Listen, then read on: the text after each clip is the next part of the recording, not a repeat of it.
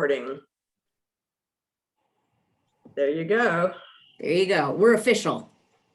Okay, thank you, Laura. Well, welcome everyone. It's good to see you over Zoom. Hopefully next time in September, we will be seeing each other for real. At least that's our plan for now. We have an important meeting tonight. We're gonna go over the budget and Dan will take us through that. And then he's gonna do a high level summary of proposed bank refinancing that's coming up. Then we're going to get an overview and an update on Prep Next developments from Niels and Jill. And then we've got a number of personnel related issues that we're going to talk about in the closed session, including Laura's evaluation and executive compensation. So we've got a pretty full slate tonight. So let's jump in. So the first topic is approval of the May minutes, which were in the package that Laura sent. This was the May 18th board meeting. So could I have a motion to approve the minutes? So moved. Second. Okay. And so I have a motion and a second. Is there any discussion or any questions about the minutes? If not, then I will call for a vote and we'll do that by roll call since this is an electronic meeting, and I'll just go in order of people as I see them on screen. So Terry Aiken. Yes. Hadley. Yes. Judy. Yes. Sterling. Aye. PC. Yes. Ahmad. Yes. Okay, going to the next screen. Let's see here. Emily. Yes. Okay, Nicole. Yes. Colette. Yes. Jenny. You're on mute, but I'm taking that as a yes. Yes, a yes on mute, sorry. Okay. And it looks like we may not have Maura yet, but I'll assume she's going to join us. She just joined. Oh, she did. Okay, good. All right, Maura, we're just approving the minutes. So with that, and I assume no one is opposed. So with that, the minutes are approved. So we'll roll right into the budget. Dan, over to you. Thanks, Michaela, and good to see everyone. Okay, so we're going to talk, as Michaela said, about the budget for a few minutes, and then we're going to talk about financing for a few financing projects for the upcoming year. So starting on the budget, Laura circulated some detailed materials in the packet, both on our Q3 financials and on our proposed budget. The Finance and Real Estate Committee had a chance to review the budget over the last couple of meetings, and they voted to recommend that the board approve the budget. And in the time that we have tonight, I'm going to present a few of the highlights from those materials, save some time for questions and discussion, and then ask the board to vote to approve the budget. So a few highlights. On the revenue side of the budget, we're currently assuming a 3.6% increase in the per pupil funding. That's what the mayor proposed in her budget that she transmitted to council. Typical to many years, we don't have the final council vote yet to ratify that as actually being the increase, but we've operated in this way in the past where we've assumed there isn't a world in which the council is going to want to decrease education funding. And so we felt confident in the past going with the mayor's proposal. We're not seeing any increase in facilities funding. The mayor did not propose any increase. We would love for the council to reverse that and add some, but we're not assuming any facilities increase in funding at this point. We've incorporated a large amount of one-time stimulus funds, which we've discussed with a number of committees, finance, governance, and policy committee this past month. So aligned with those conversations, we are incorporating a large amount of one-time federal stimulus funding. And based on input from our development team, the development committee, we're planning for 2.75 million in private development. So that's the revenue side of the equation. On the expense side, as you all know, staffing is always our largest expense. And this year, we're expecting staffing to be about 77% of our total expenses. We made some big investments on this front in our proposed budget. We're seeing a 5% increase in the total number of staff, and that represents those one-time funds being used both for virtual school to allow our in-person teachers to focus on in-person instruction and for intervention teachers. We're also seeing a significant increase in budgeted teacher salaries. The board knows we've talked about this for a long time. We've gone through the org evolution process. And this year, our budgeted teacher salary is increasing almost 13% from last year.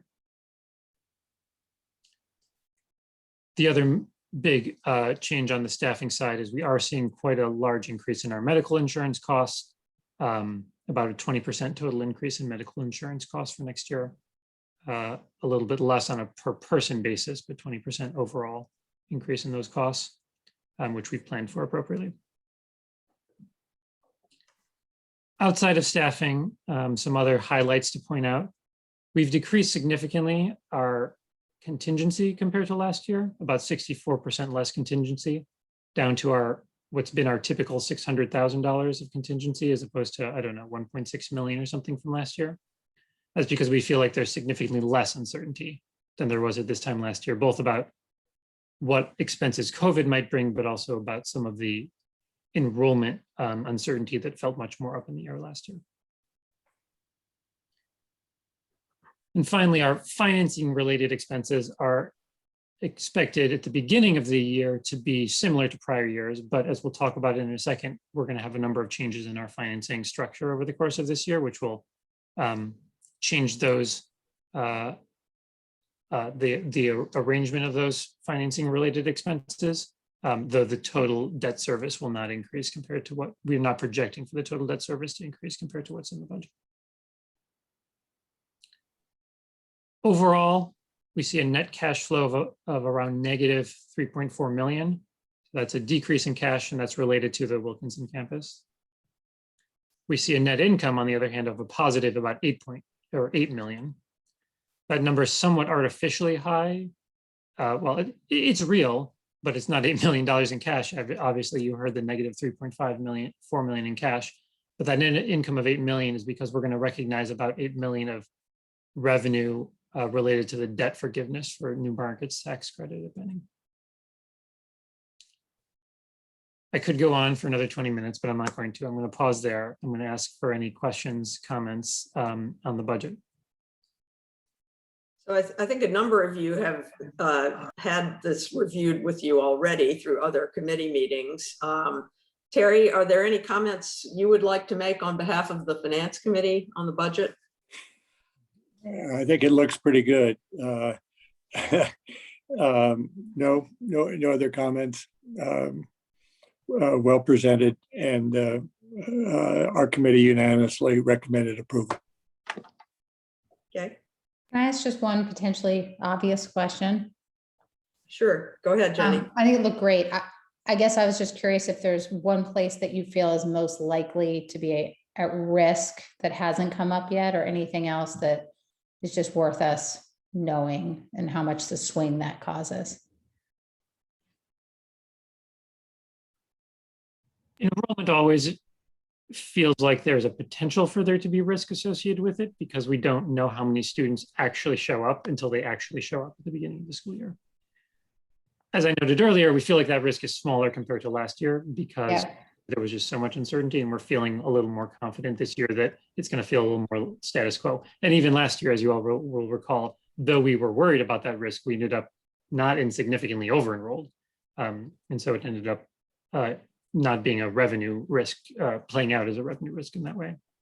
Outside of that, I think most of the risks, and Lori or Niels or Katie, you should add on, most of the risks are less financial and more how we manage towards our outcomes. So for example, we know that families will have the option to apply for a medical clearance to be in virtual school this coming year. The number of families that ultimately opt for that, if that is 5 students, 50 students, or 200 students, that changes a lot about how we will end up operating the school this coming year. And so that feels like a lot of uncertainty. It's not financial uncertainty, it's uncertainty about how we're going to end up deploying the financial resources that we've planned for. Given our financial revenues, there's probably less financial risk this coming year than we've seen ever. So Right. it does look good, pretty good. The numbers are certainly askew, given both the $7 million, whatever it is, that we're going to recognize from the new market tax credits that were so difficult to obtain. But you know, this is a very strong budget, and it looks really good. Super. I don't want to slow anyone down. That's helpful. Could I add, I have one comment and one question. Comment is just congratulations to the team. These salary increases have been a long, long time coming and have taken a ton of work to get here. So great persistence in sticking with it because I know how much went into that. And I think it's going to be meaningful to people now and over time. So that's awesome. And then just question, Dan, also on enrollment. I know we had so much lower attrition last year. And so I guess I'm just wondering if we think that this year people will kind of shop around more because they didn't last year, or do you think you would see that next year? Or, you know, maybe we've done such a great job this year that we'll just have higher than usual retention. So I'm just curious about that part of it. Thanks for the question, Emily. I think that sorry, there's a cat attack. You're on mute. And that cat sometimes presses the mute button. Okay, third time's the charm here. So in terms of enrollment, I think I expected, quite frankly, what you just described, that we would see a much higher number of withdrawals and students changing schools because it was sort of deferred from last year. So far, that hasn't really played out. We've still seen a relatively low withdrawal rate and a relatively low non-re-enrollment rate, which I think there's still some inertia in the system where people are still not going out and attending a bunch of open houses. And we also kind of know that across the city, applications were down in the lottery this year. So I think that all tracks together. So I'm not anticipating that's going to be a big factor this year, but to your point, that may manifest itself next year. If next year is the year where people are now feeling like, okay, I put off the decision I was going to make for 2 years, and now I feel like I can make it. Dan, I just wanted to emphasize Emily's point. A 13% increase is projected for salary. What did we have in fiscal year 21? Was that double digit as well? No, I don't believe it was double digit. We offered folks pretty substantial bonuses, but not bonuses. Well, yeah, bonuses. I guess we called them. With bonuses, though. With bonuses, I think it would have been double digit, but then we would be double counting that. I don't think we didn't count the bonuses in the baseline for this year. So it was sort of. I got it now. Yeah. Okay, yeah, that's why. Yeah, great. And we'll look forward to down the road hearing how competitive we are with KIPP and some of the other and DCPS scale, et cetera, et cetera. And I think some of you all, I don't know if it was Dan or Laura, some meeting I was in, you were quoting some of that. I think you know some of that, the answer to the competitiveness question. Yeah.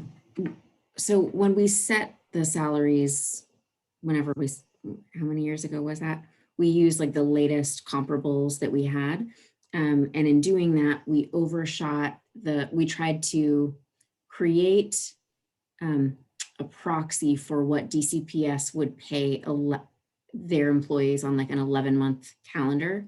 And so that's where we set our line. So we overshot DCPS for a 10-month schedule. And then we also overshot our peers in the charter community. What we don't know is how what work they've also been doing in the interim. And so we've not yet received new comparables. So we can safely say we should be above DCPS. We don't know exactly how we're comparing to other charters other than the anecdotal information that we've received, which suggests that we are competitively positioned. Thank you. Thanks. Any other comments or questions on the budget?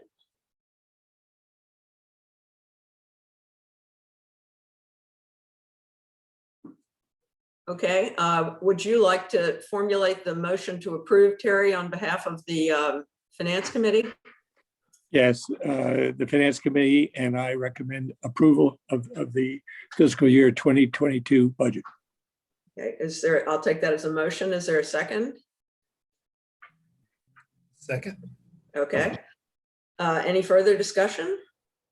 Okay, we'll do the roll call vote then. Terry, Yes, Jenny, Yes. Judy, Emily, Yes. Yes. Patrick, Yes. Ahmad, Yes. okay, Sterling, Yes. Hadley, Yes. Nicole, Yes. Colette, Yes. Mara, Yes. Mercedes. Yes. Okay, that is everyone. So that's a unanimous vote in favor of approving the budget. So that the motion is approved and you have a budget for next year. Thanks for all your hard work on that, Dan and Laura and the entire team. So we can move on now to the financing, Dan, and I know you're not going to go into depth on that, but if you could at least give them a high-level summary and the context, that would be helpful. Yes, I will do that. Thank you, Miguel. There's also a long slide deck about financing, so if anyone wants more than the high level, you're welcome to browse through it. And of course, the Finance and Real Estate Committee also reviewed and discussed these materials. So I will give a couple of highlights. As you all know, we have several sets of existing financing for our existing campuses. We have bonds at Edgewood Middle and Edgewood Elementary. We have the New Markets tax credits financing that we've just discussed for Benning, and similar financing for AEC's V Street campus. There's a number of, let's call them financing activities that are going to happen this year. First, we'll need financing for phase 1 of our Wilkinson campus for Anacostia Middle. Second, we need to refinance the Benning New Markets debt. All New Markets need to be refinanced after 7 years, and so we're coming up on 7 years for Benning.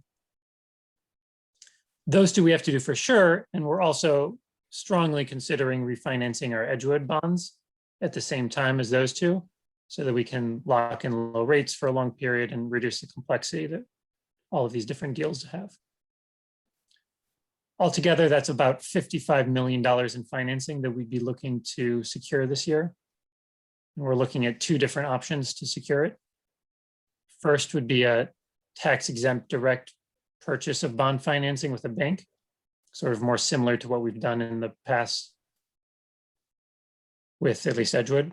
And then second would be a public offering on the market of tax-exempt bonds. We also might do a hybrid of those two. So we are ultimately going to be working closely with the Finance and Real Estate Committee to get their input on these. They are very graciously offered their time to advise us on the financing. And the next time that we'll be talking with them will be in July, when we're going to get proposals back from banks and from underwriters for the public financing or public offering. What we're asking the board to do is to authorize the Finance and Real Estate Committee to act on behalf of the board to advise and approve financing for Wilkinson, Benning, and possibly Edgewood. And before we actually formally ask that, I'd love to take any questions or comments related to the financing that we have upcoming. And before we open it up to questions, let me just say that Dan and the team, including Ed Ops, have been advised on this by this firm, Y River, which is a financial advisory firm that works with many of the charter schools in the city and elsewhere. This is really their specialty. They made a detailed presentation of this to the Finance Committee. I thought it was an excellent presentation. So we've kind of got the A team in terms of financial experts helping us weigh the pros and cons of which way to go. And so with that, as Dan said, what he's happy to answer any questions tonight. But then what we're asking for, and I will ask for a vote, is for the board to delegate to the Finance Committee the final decision for approval of this. And we'll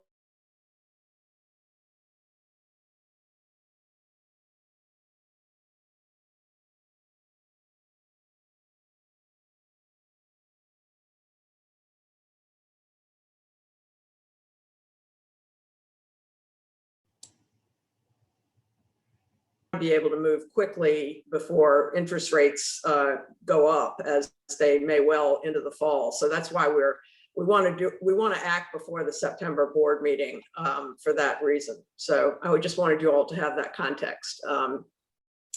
So with that, please ask Dan any questions you have.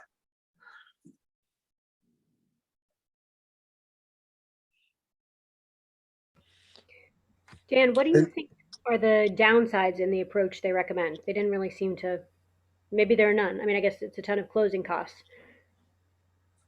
But are there any really? I'd love for anyone on the Finance Committee to chime in with additional thoughts based on the conversation we had the other week. But I think while they're, one of the things that we discussed is this structure that we're describing versus, for example, doing new markets again for Wilkinson.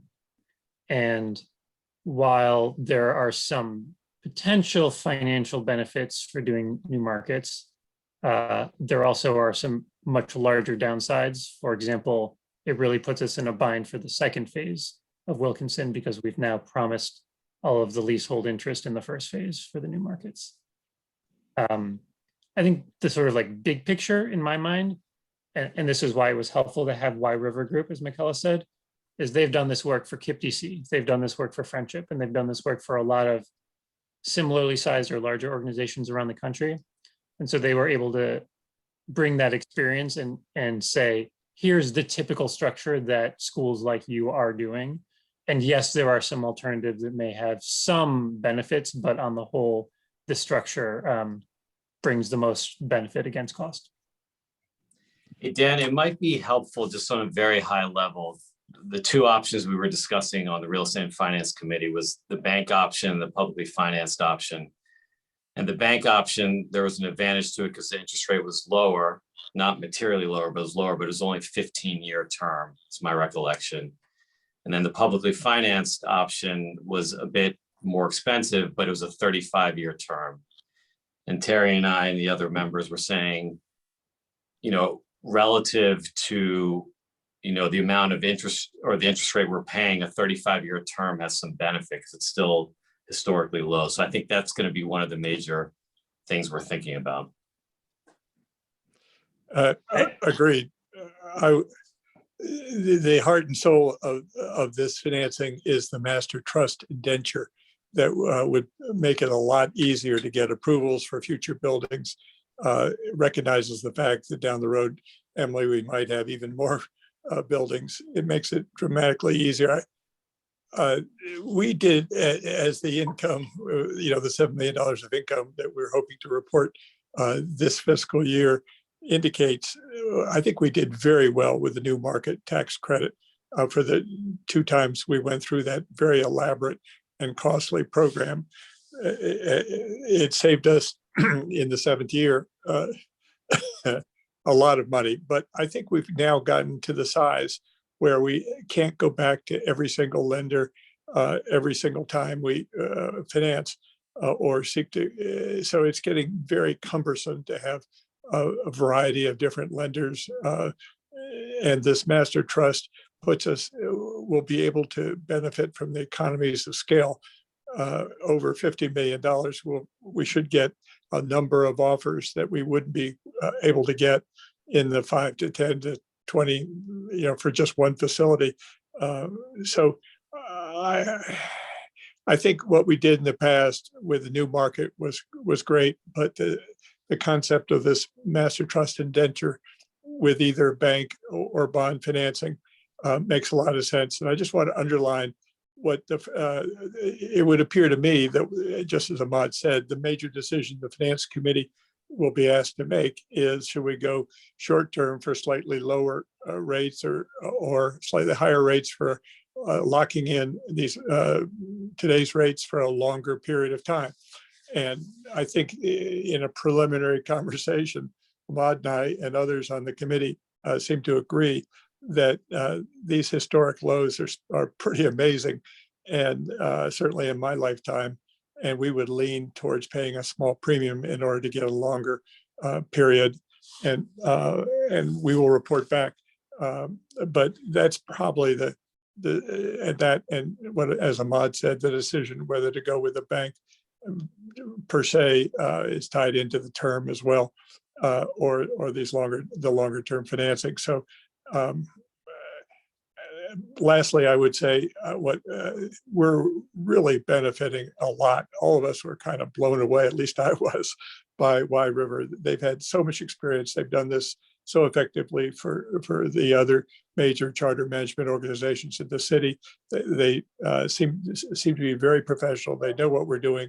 I think we're in great hands, and I look forward to working with them in July to try to steer this properly to hopefully save a lot of money for our kids down the road.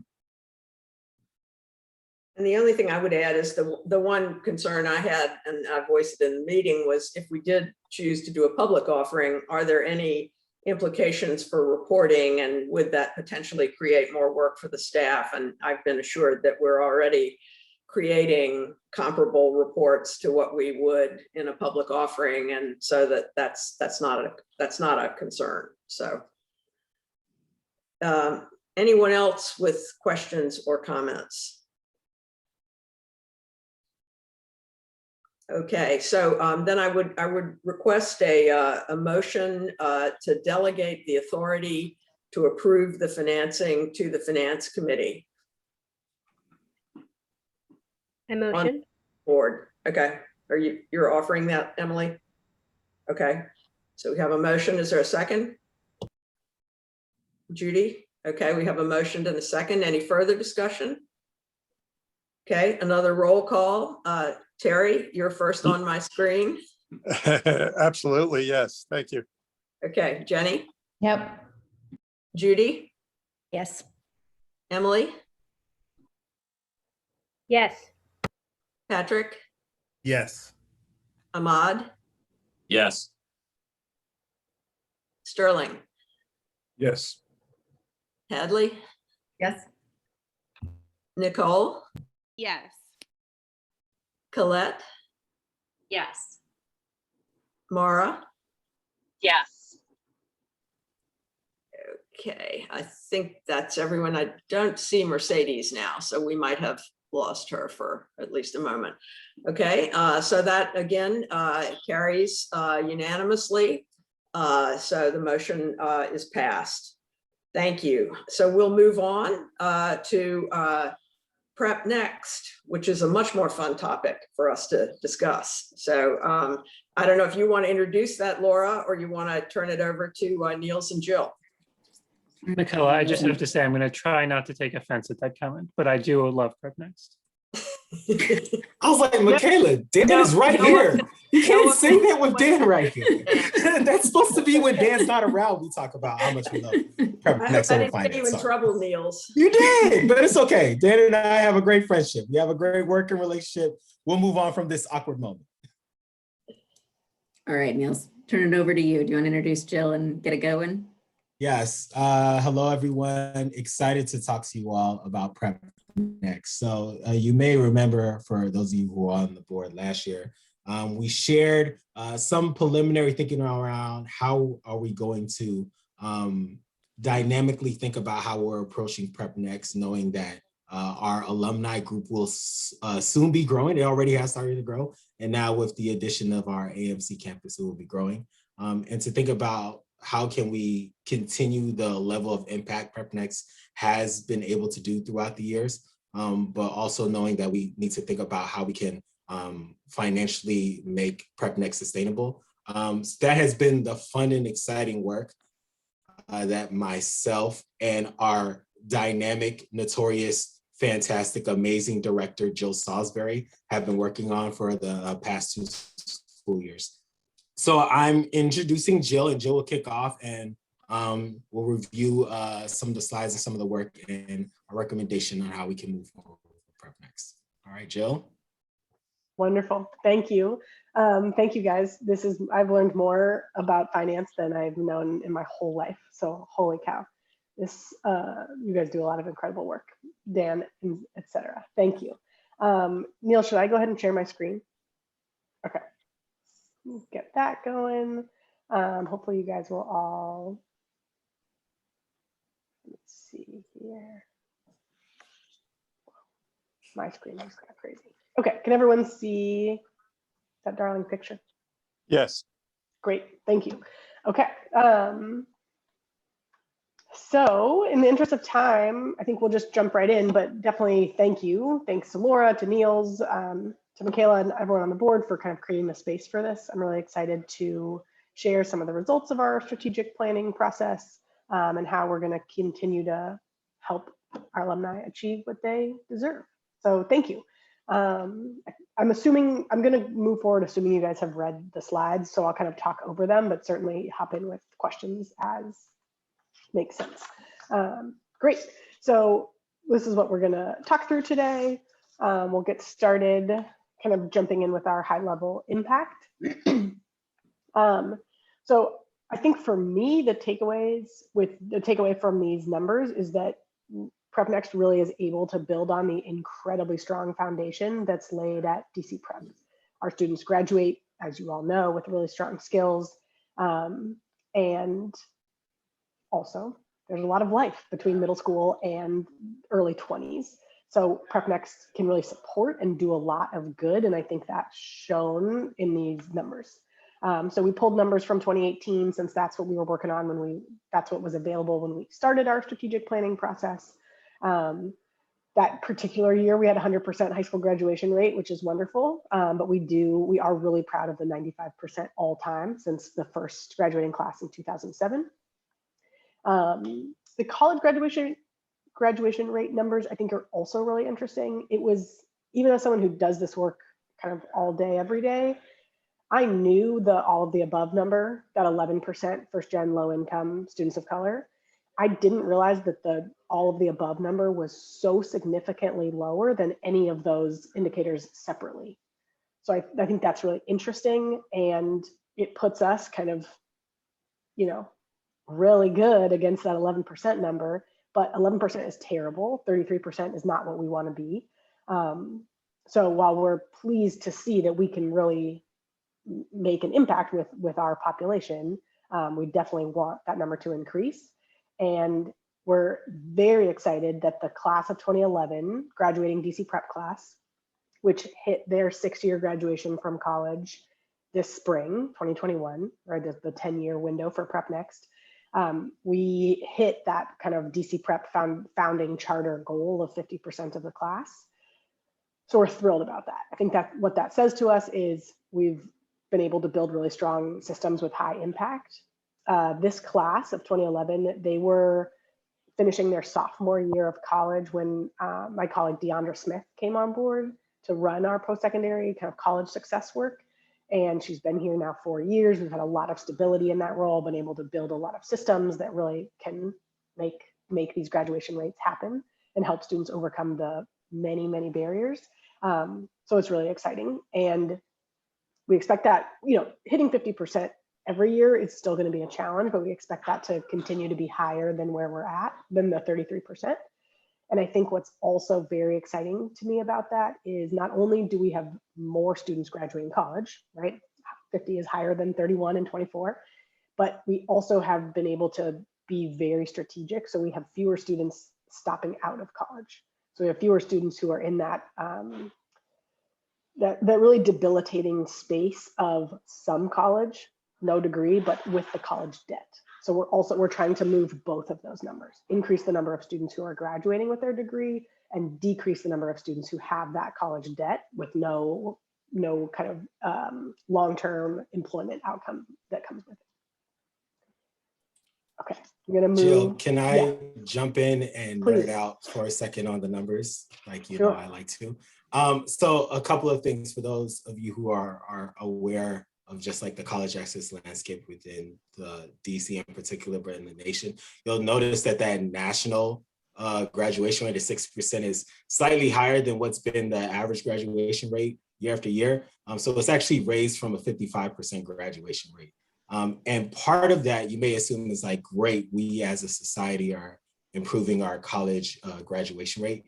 And that is the case on a wide scale. But as you will go down to those different cohorts that we're looking in, first generation, low income people of color, and in particular, folks who are a part of all those cohorts, you'll notice those graduation rates from previous years haven't changed. So what you're seeing is that it's not necessarily that we as an entire society are improving our graduation rates, but those who are more affluent are able to navigate college more successfully than they have historically. So that's one, in case you're looking at numbers. And two, and this is speaking from my history of starting off in my career in a high school success program, higher achievement, having partnerships with College Success Foundation and Life Pieces to Masterpieces, and starting a college access program in DC and College Track. I've had a fair share of seeing college access numbers, and I can confidently tell you that these numbers that you see here with Prep Next are some of the best numbers you'll see in college access in Washington, DC. And so I say, one, that's definitely big kudos to our campus teams for building the strong foundation for our students. And also definitely a big kudos to our Prep Next team who are able to support the navigation of our students into high school, into post-secondary. Thanks, Niels. Great. Okay, so a little bit about kind of where we are. Jill, it looks like the numbers are cut off a little bit. Okay, sorry. Let me as a Google Meet school, Zoom is new. Is that better? Yeah, that's great. Right Okay, there. thanks. Sorry, guys.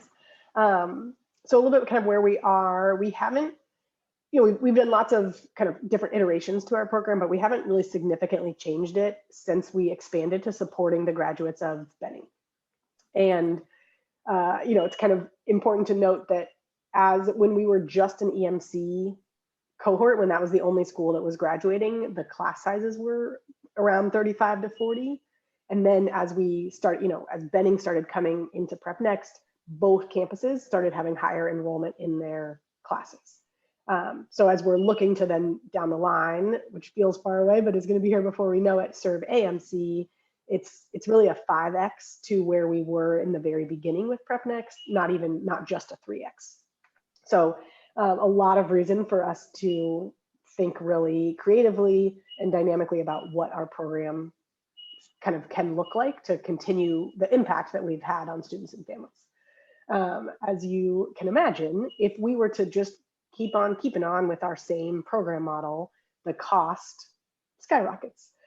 So this kind of gives you a snapshot where we were in 18-19 serving 414 students through high school and 6 years after. Comes out to about $1,300 a student. And if we were just to, again, like map that out to school year 34-35, when AMC is all the way through their 6 years of college, we're running a bill that's like basically everything the development team is fundraising. So it was one thing that's been very clear in this whole process is that's not sustainable. The rest of it was much more kind of dynamic and fun to think about. So we know we couldn't grow the Prep Next team at the same rate as the students, but our kind of main driving task was how do we serve this really big increase in students and continue our impact and really be able to keep those graduation rates really high on both levels and improve the college graduation rate while also doing so in a way that's financially sustainable. So that was kind of Niels and my driving lens as we went through this process. Okay, so as Niels mentioned in the very beginning, we spent the past year and a half with some pandemic road bumps, completing, kind of a whole process, a lot of data review, talked with students and families, we did surveys, we did some focus groups, we coordinated and learned from other college access and success organizations, from high schools, talked a lot with the Prep Next team, talked a lot with Laura and other DC Prep leadership, and kind of came out with our plan that focuses on these strategic annual goals. So this is by cohort. These are some high level goals that we know will, if we're able to hit these, keep us on track to maintaining and increasing those graduation rates. And then where we got to be creative and, like, I think to me the most exciting part is that bottom third bullet point of, okay, how do we get there if we know we need to serve more students with fewer staff, or a different staff to student ratio. And so what we're going to do is implement a really strong tiered differentiated support program. We've tried this in the past, but what we didn't have then was the data systems to make it happen. So we're also implementing a new data system. So we'll be able to really track who is really doing pretty well right now. And so kind of needs our general Prep Next community building support. And then who are the students who are in tiers 2 and 3 that are just struggling a little bit more, or based on all kinds of things, will need a little more hands-on support. With that, we're also going to shift our high school team structure. So the risk of getting too far in the weeds, currently one high school counselor serves a group of high schools and serves all of the students grades 9 through 12. What we're shifting to is a group of counselors who will serve students in just grades 9 and 10, and then just grades 11 and 12. It's what a lot of other college access organizations do, and it really is going to allow us to build the expertise to serve those very different needs. The needs are really big in both areas. The transition to 9th grade we know is critical for long-term success. The whole college application process is critical for life after high school. And it's a lot to ask one person to be experts in all of that. So I think that transition will really help us kind of build expertise on the team and really hone in on what students need. The last thing, which we're going to spend the next slide talking about too, is implementing an alumni association. And that kind of comes back to the first bullet point of the tiers. The idea is when fully fleshed out, the Alumni Association will deliver our tier 1 supports. So the counselors, 9th and 10th, 11th, 12th, and post-secondary will be able to work more directly with the tier 2 and 3 students, using their expertise and knowledge to remove barriers and get students where they need to go. Okay, last slide, or second to last slide, sorry. Alumni Association. So on some level, it's like, oh, that's a great idea. And others, it's like, wait, what? So we wanted to give you a little bit more context. I think, as you likely know from all of the talk about Prep Next, our strong value is in the transition points, our strongest. It's like where we can make the biggest difference for students and families, because it's where there often is no one else. When a student moves institutions, when a student is in a place of transition, there's really no other adult that has that consistent touch point with the family and student. So we know that's somewhere where we can provide an immense value. And the other part is we provide really strong, tailored support kind of to the student need that is often beyond what the high school can provide for any number of reasons. And that can come down to financial literacy expertise, help with FAFSA, really culturally competent family engagement, because we can be a little bit more flexible with our work hours and engage in ways that work for our families. And it looks different. You know, sometimes it's beyond what the high school can do because the counselor student ratio is too high. And sometimes it's beyond what the high school can do because they don't have that same level of financial aid experience. So we can plug in, Prep Next can plug in and be really impactful. And the only way, though, like our biggest lever for doing that is relationships. We don't have anything else. We don't get to say, like, you better come and answer our phone calls, or you better let me talk to you, or else. Like, we don't have any requirement. There's nothing we can do to say, hey, we can really help you, other than we're in your corner and we're here for you. So again, kind of thinking creatively and getting to this place of how are we going to manage what our task is. We're trying to hold on to those. How do we keep relationships and community? So that's where the Alumni Association, we think, can be really strong. It will be a space where alums can really stay connected to each other. It's going to serve everybody all the way up to the graduates of 2007. So in my like dreamiest world, it's, you know, graduates who are looking to hire in their companies and they're hiring younger students right out of college. For the students who are still in Prep Next, it would provide leadership, service, and ongoing network opportunities. Our goal is to have it be student run with some paid staff. From a student perspective, whether that's stipends, you know, kind of as an internship, so that they're really building their skill as they are building a community for their students that's really for them and by them. And by tier 1 services, we're talking about things like study skills workshops, running a mentorship program where they're pairing older students to younger students.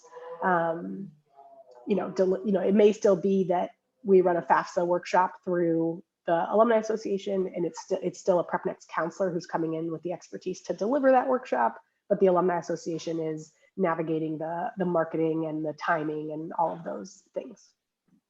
The goal then is that, again, it will allow the Prep Next counselors to focus their time, their skill, their expertise on the higher need students. So 2 quick examples: a 3.0 senior at Sidwell, he's doing pretty well. So we don't need a super hands-on Prep Next counselor all throughout his high school journey, but we do need it when he's a senior to make sure he's got a college list that's high quality, that's good financial fit, that, you know, takes into consideration all of the aspects of him. So we need him engaged with Prep Next so that the relationship is strong enough that he connects with us in his senior year. And the Alumni Association would also run social events and things like that, and could do that work. Flip side, someone who's really struggling in their 9th grade year at Thurgood Marshall, it would be kind of a joint effort. We would have that student obviously take advantage of all the Alumni Association workshops like study skills and a mentorship program, while the Prep Next counselor is also still working very closely with that student, that family, and that high school to create and then monitor a more targeted intervention plan. I know that's a lot. We have one more slide, so I think I'll get through that Jill, last can I slide. jump in real quick? Yeah, and then please. So Alumni Association may look very familiar to our Policy, Advocacy, and Community Engagement Committee. Thank you, Mercedes and Maura, because that idea actually came from you all. So one of the additional things that we believe the Alumni Association can help is to tell the story of DC Prep from the alumni's perspective, and in particular to support for advocacy related needs. We'd be able to reach out to the Alumni Association, share some of the things within the educational landscape that they can support with and advocate towards. And it would be a vehicle for us to be able to do that. So just wanted to give kudos to the committee and share how that aspect of the work is implemented within the Alumni Association. That's great. Thank you, Niels. I appreciate that. Okay, last slide, and then we can open up for questions if that's helpful. And Niels, you can jump in on this one as makes sense. So this, we were joking, like this has not been reviewed by Dan. So this is Niels and my best estimates, kind of a big picture thinking, but kind of where we were in 2018 to where we're going, you know, several years from now. And it looks, you know, we're proud. It was this idea of the Alumni Association, if we're able to leverage students and shift the way we're able to really focus on tier 2 and 3 students, then we can ideally be maintaining our same impact while significantly decreasing the cost per student. And the 1,800 number is with AMC all the way through. So kind of what the long-term goal of knowing we've got to serve all 3 campuses. Okay, I think I can pause. Thank you guys for listening to a lot of me talking. Thank you, Jill and Niels, a great presentation. And I really want to commend you. We had a conversation at the board level, I can't remember when, maybe 2 years or so ago, you all had already identified that with the growing number of graduates, DC Prep might not be, or Prep Next might not be financially sustainable, or it was hard to scale the program in any event. And I think it was Mara Marino who suggested a tiered approach, but you all have really taken that suggestion to heart and done a lot of great thinking about this. And I'm very encouraged to see these numbers. And just, I think most of the board knows, but since this is not, technically an academic program of DC Prep, we're not allowed to use public funds for this program. So this is all money that's privately raised. Now, correct me if I'm wrong about that, Laura, but I think I'm right. So that's another issue in why we can't just continue to spend more and more and more, because we can't expect to raise more and more and more. Yeah, I think the way that I would frame it is we do not receive money specific, like in our UPSFF, the city is not taking into account this additional body of work that we are doing. And so we fundraise in order to be able to support it. Thank you for correcting me. So questions or comments for the team? Hi, I have a question, Jill and Neil. I was curious, you mentioned networking and the importance of it, and I think all of us here understand that. Have we hired anybody that has graduated from like DC Prep to come back as a teacher and stuff? Yes. I feel like everyone wants to jump in and say something. Go ahead, Jill. Okay, go ahead. Yeah, sorry, I can pause too, but we actually have a lot in like very different fields. We have a couple teachers, a couple academic intervention fellows. Our development associate is formerly Prep Next, now development. The public ally, like an AmeriCorps program on our Prep Next team. And we've got 2 ops assistants also. So it's definitely a continuing process. Awesome. Does it kind of happen, or do we purposefully like go out and solicit graduates and stuff? Or does it just kind of happen? Go ahead, Laura. Yeah, okay. Sure. Or go ahead, Laura. I would say it's a combination of things. I think the Prep Next team does a really fantastic job with running an internship program over the summer.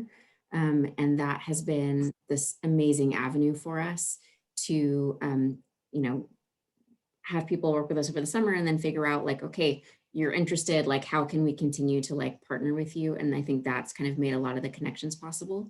A number of people also came to us through our Prep X program, which was like the after school program before Champions. They like eventually transitioned into AIF roles, and some of them have then moved into teaching roles, but others can add as well. Yeah, and really anytime there's an open position at DC Prep, teaching positions are kind of always available, but the ones as ops positions or home office positions come up, we always send it to our college graduates or other, if it's a different requirement, like if they don't. But yeah, we always try to do it because it's really just an incredible thing to have students come back and work.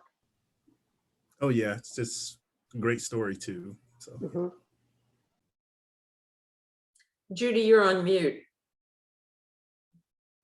I think after 1.5 years, I would realize that I'm on mute.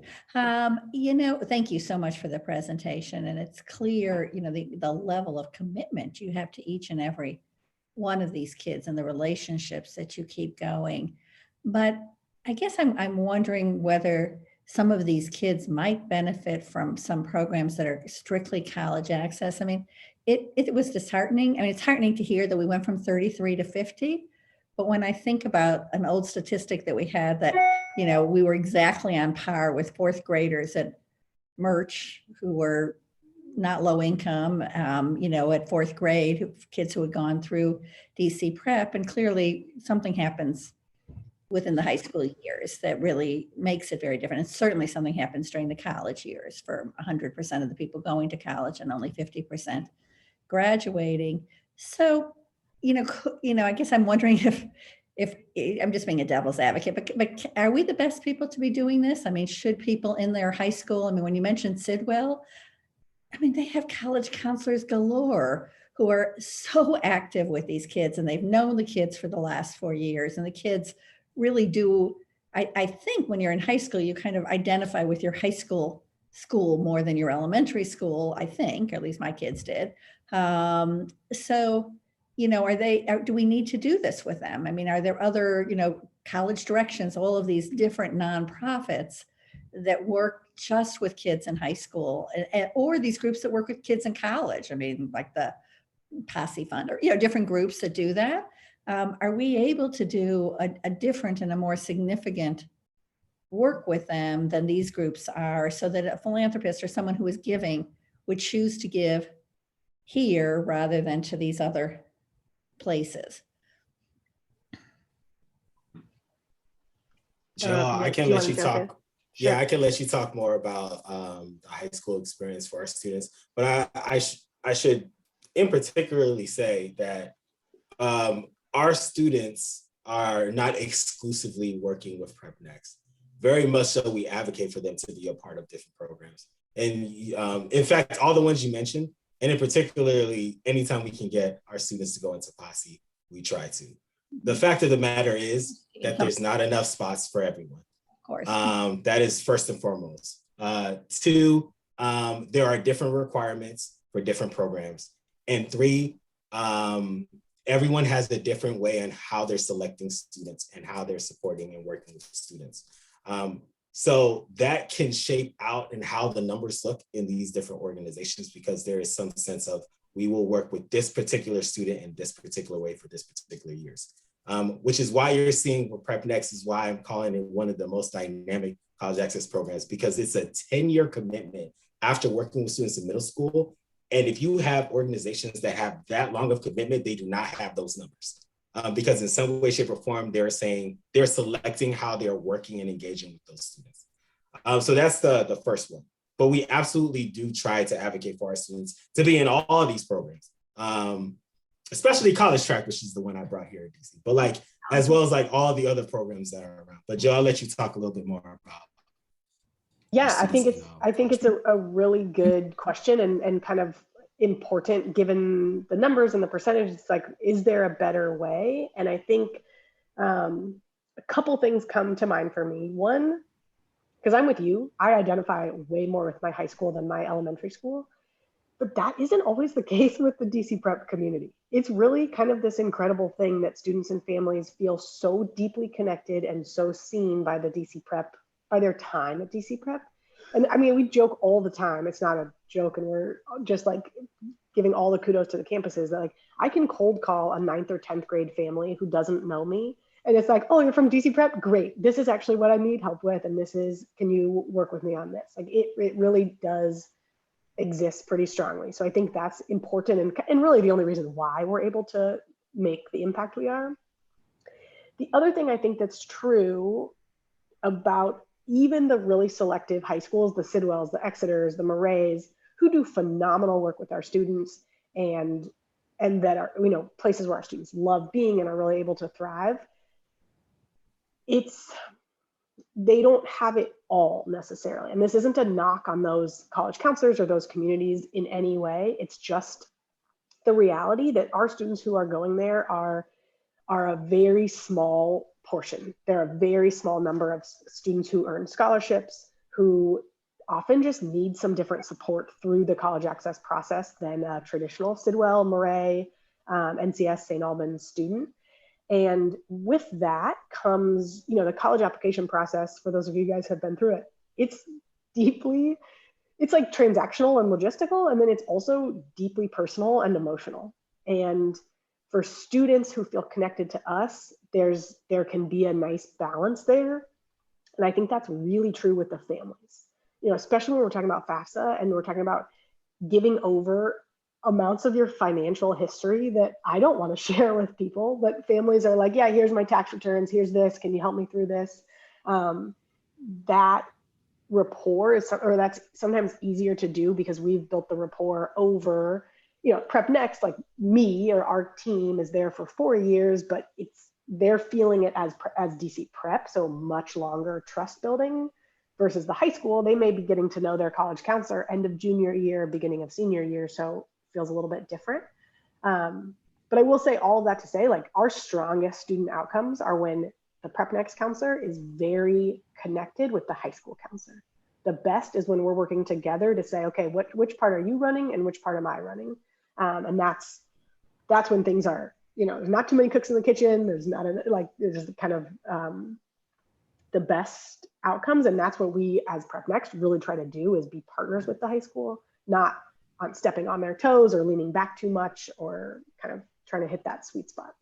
I don't know if that helps answer your question. I'm happy to talk more. I mean, it's important, I guess, to figure out if there's limited funds in the world, where can it be the most effective? And, you do hear these pitches from all these other groups, including places like Sidwell. We need to have more people who can work more intensely with our scholarship kids. We need to have funds for that. And then, of course, then there's all the independent ones. I mean, I've worked with the Children's Defense Fund on the Beat the Odds, really working with them. And so, it's important, I think, to have a way of saying, why we can't be done by these other organizations, maybe, or why, we do it better, I guess, in some ways. Yeah. I do think the other roadblock that any organization faces is the staggering cost of college.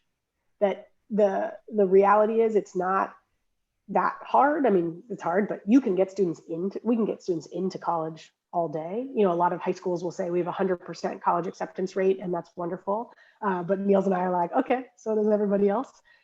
It's the getting them in with a financial package that's feasible for the family. That's where, when you said limited dollars, that's where it feels like there is very limited dollars, where, right, it's just, there are times when a student is in and they're excited, and then we still have to have a really hard conversation about, is this sustainable long-term? I mean, similar to what we're talking about with our own program, or should we be considering a community college transfer route strictly on finances, not on access, not on availability of opportunity, but just on finances? And everybody struggles with that, all of the scholarship students at any high school and all of the nonprofits that exist as well. The one thing that I think it's probably also worth reiterating is, because your point, Judy, about like limited resources and how do we stretch, like how do we make the best use of our dollars, and part of that's like leveraging other people's dollars, right? Depending on where a student is in school and what other programs they can access. I think that fits with a lot of the work that Niels and Jill have outlined around thinking about how we can tier our levels of supports.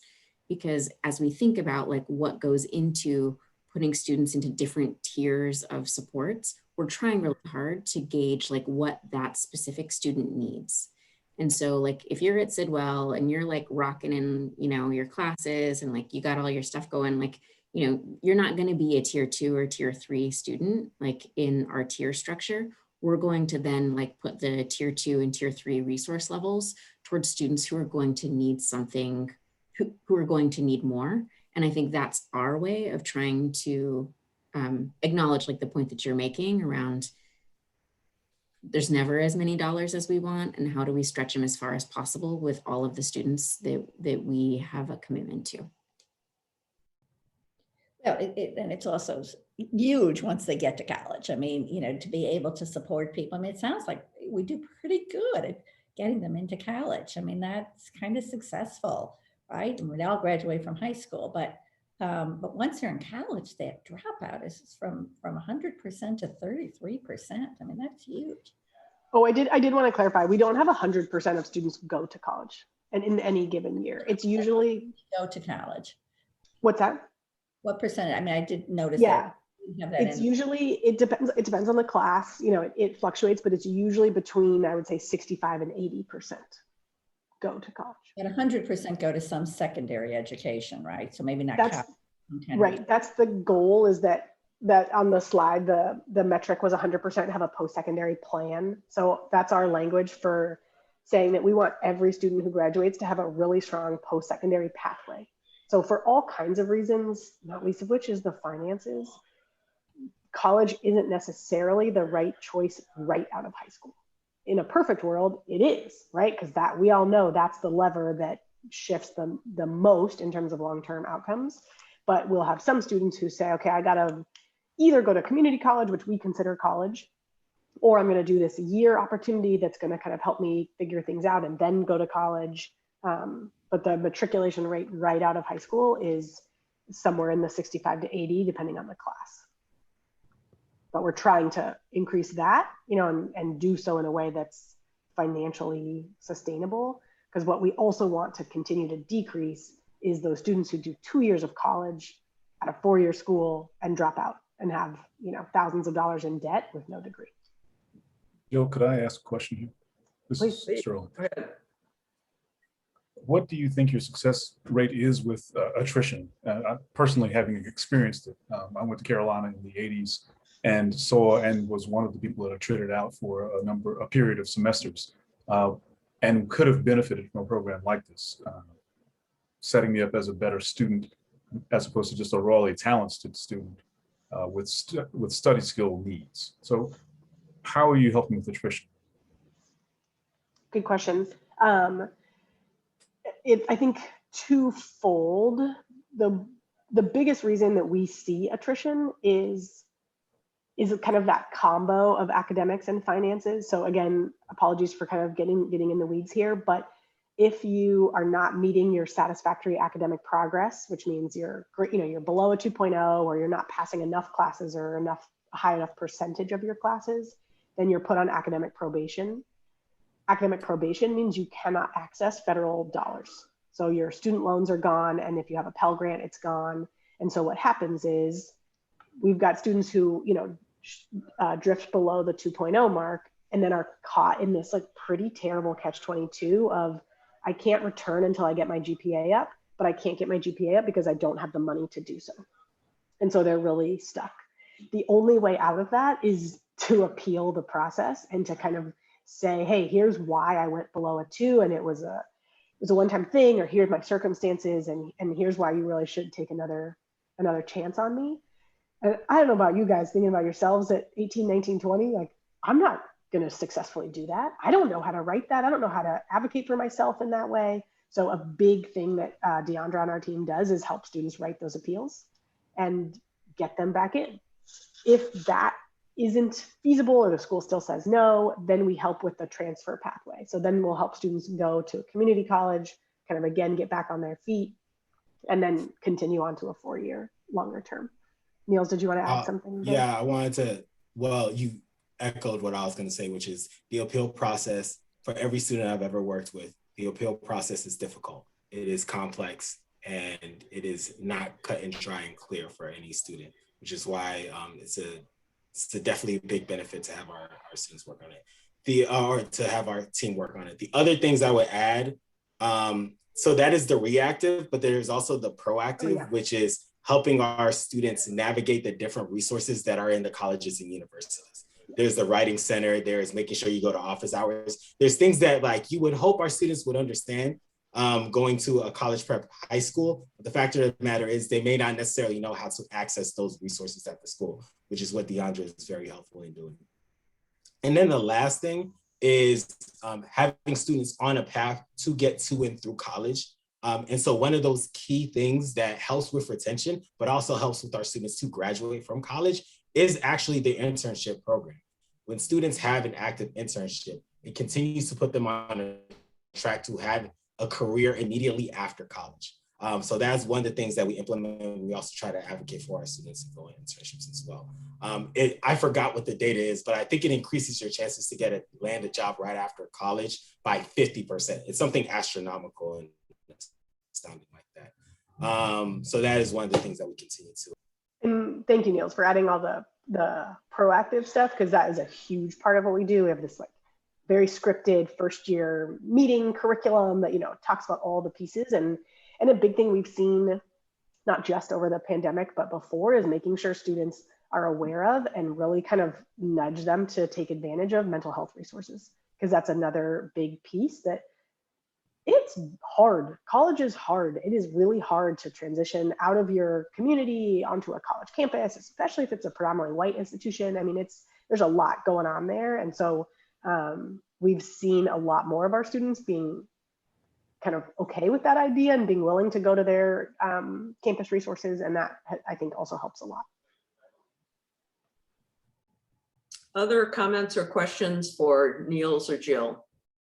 I have one more because I was trying before, but I'm sorry, I don't mean to monopolize. I could ask you lots of questions. I'm very interested in what you're doing, but as we all are, I know. But so I know that you mentioned that within the high school, that if you have a good relationship with the counselors there, that's really where you have the success, where you're working together.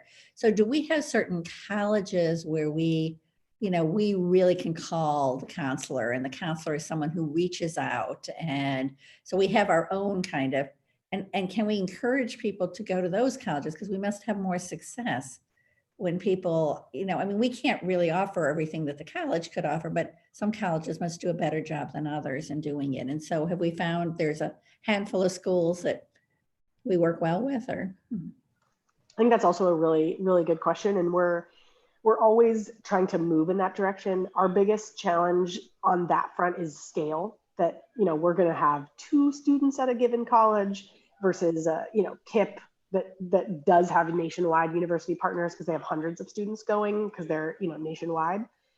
So on that front, I would say 2 things. We're also continuing to work and build connection with other programs in the city where we can kind of partner and say, hey, we only have 2 students and you only have 3 students, but let's kind of make this informal partnership to be 5 students and connect with counselors. So yes, always working on that front. And some of the challenges are scale and then the turnover on the college side. But when it works so well. Like, this is a small example, but we have a very close relationship with the financial aid counselor at Montgomery College, which is a community college. And on some level, like, if we're going to have a partnership anywhere, the community college is the place, because those ones are they're harder to navigate than a 4-year school. And what Mr. Butler has been able to do for us in terms of releasing a hold for a day so the student can register. You have a $6,000 balance. If you pay $1,000, we'll let you move forward. I mean, it is exactly what you would think it is. It's really powerful. So we're always looking to build those, because it's great when we can. And I'll add really quickly, Judy, like, I'm glad that you named that. Are you looking to work on the Prep Next team? We have some openings coming up. That is exactly some of the things that I was looking at when I first came here at DC Prep. So the beautiful thing is that Deandra came from the post-secondary world and works within post-secondary. So she already had a ton of relationships with schools that typically do well with DC residential students, including Trinity, Washington, University of Maryland, and some others. But like the big issue with that is the retention of college staff. They are constantly transitioning. And so every year, Deandra is building new relationships with others. And to Jill's point, lucky for us, we have strong relationships with other college access programs throughout the city. And so we are piecing together our data to truly understand which schools are doing well with DC students, and not just leveraging what DC Tag is telling us where students are going, but truly like who is best serving our students and why and how.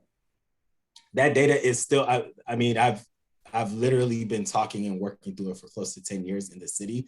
And like, the data, unfortunately, isn't consistent, but people are actively thinking about and talking and working through it. And what we know is, 1, like, what is the accessibility to the campus from DC?